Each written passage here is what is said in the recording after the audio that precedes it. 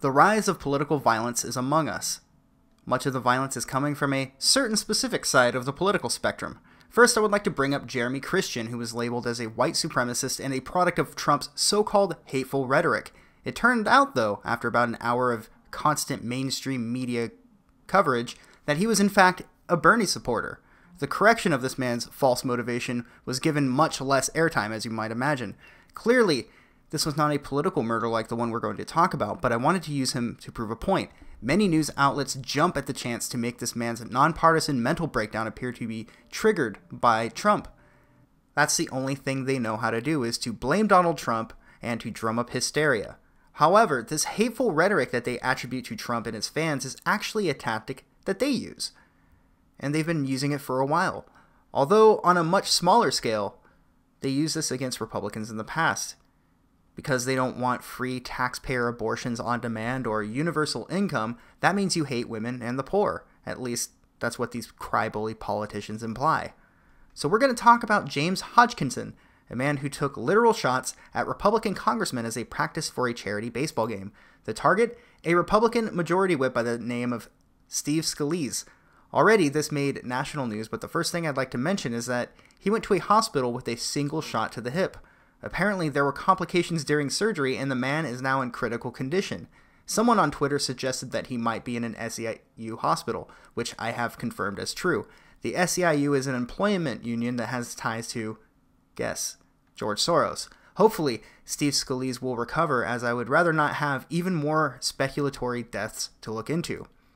But onto the shooting itself, and rather the motivation behind it. In April, the New York Times posted an article regarding the baseball team and in detail listed what they would be wearing, what they would be driving, where they would be, and when they would be there. What would drive James Hodgkinson to carry out a targeted shooting? Could it be the nonstop hysteria of the media, 24/7 Trump Russia? Do you think this guy watched mainstream news? If you can remember a little while back, there was an actual debate on social media whether or not it was okay to commit violence against people if you decide they're Nazis. We 1983 Midwesterners will repel bullies. We will shelter freaks and outcasts, those who have no homes. We will get past the lies. We will hunt monsters.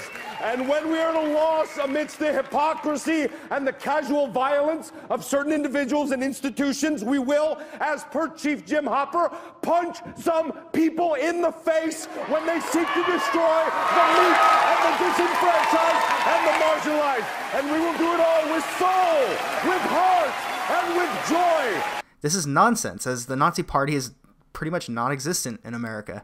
There are small neo-Nazi factions, sure, but even these parties and organizations are more national socialist than actual Nazis.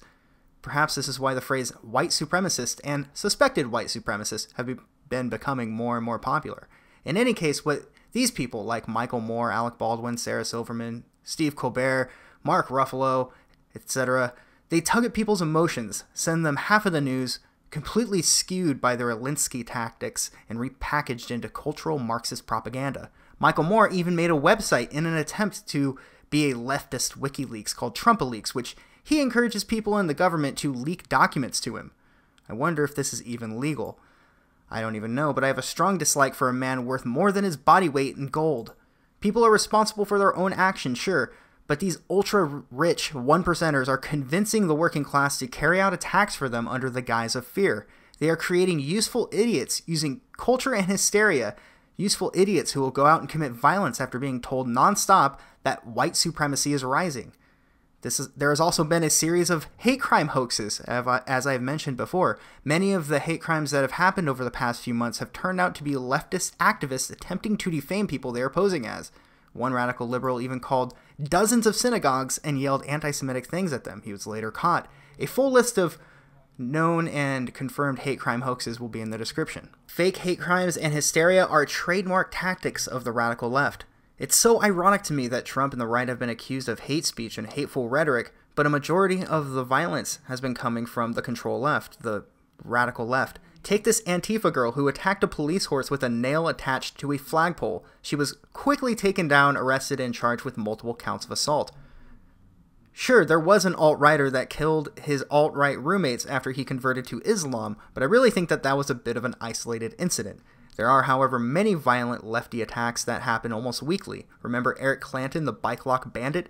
His preliminary hearing was today, but they postponed it further to August. So I'll keep you updated when that happens. But the point of this video was to more or less point out the irony that the hateful ones are said to be on the right when all of the violent ones tend to be on the left.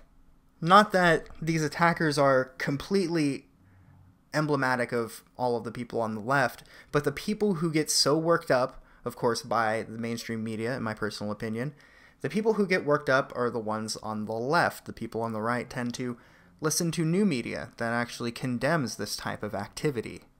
Now before we go, I captured a couple of images, one from Our Politics and one from Are the Donald. Now I'm just going to let Our Politics scroll down and tell me if you notice any patterns.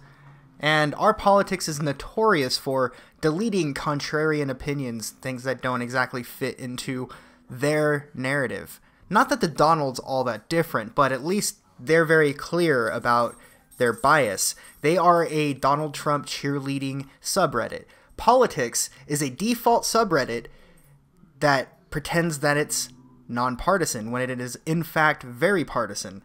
So it's one of those things to keep an eye out for. I unsubbed from Our Politics and Our World News. All the main subreddits I completely distance myself from because they are complete propaganda. Most people on Reddit don't change their default subs or even customize their subreddit layout. So by putting out leftist propaganda as news and claiming that it's the nonpartisan version, they get a lot of people who would normally be on the fence to pretend that this was actually the truth, and therefore this gets more motivation. This is why you see a lot of offensive content, quote-unquote, deleted from Our News and Our World News for being irrelevant, even when they're relevant. That even includes actual attacks. And I forget the attack because there's so many of them, but one of the most recent Islamic attacks that had happened, even saying that the man was Islamic as opposed to Asian, would get you banned permanently from Our Politics and Our World News. So be careful out there, folks. These people are not your friends. They are pushing an ideology. They are not attempting to share truth. Now, I'll be as straightforward and transparent as I can be. I'm a little right of center. I'm not a straight-ticket Republican. I used to be rather liberal. I probably fall under classical liberal, but I'm not here to push any sort of agenda. I don't have anything to gain from any sort of narrative. I'm here to attempt to share my version of the truth, the world that I perceive, and share it with you guys. And sometimes I'm wrong. More often than you might think, actually. I'm mistaken. I talked completely out of my ass and I didn't know the data that I should have known. That does happen. So that's why I do like to share and be corrected when I'm wrong. That's the beauty of free speech. And they don't even condemn it with closed, clenched teeth either. But anyway, that's all I got. Let me know what you think in the comments, and I'll see you all later.